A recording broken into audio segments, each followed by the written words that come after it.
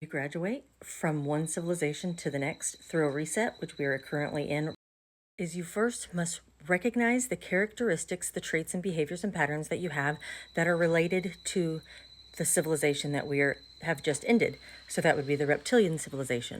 We're here in this human game to wake up and remember the full awakening. Then there's a remembering, and then there's an activation.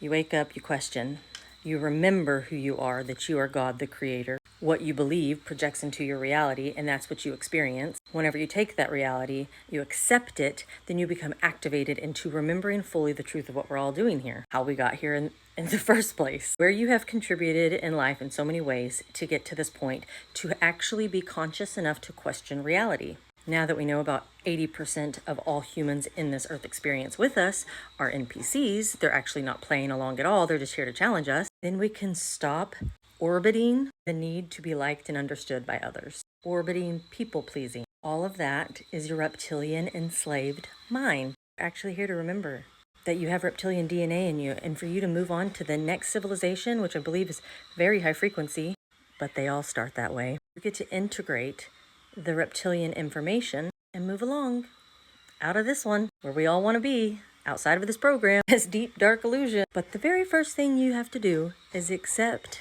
that that is you, that you do chase fame, fortune, that you lust after others and yourself, that you worship these false celebrities on television, that you eat really bad food, you participate in gossip, and you trust the medical system, or at least you go to them even though you claim you don't trust them, but you still utilize them.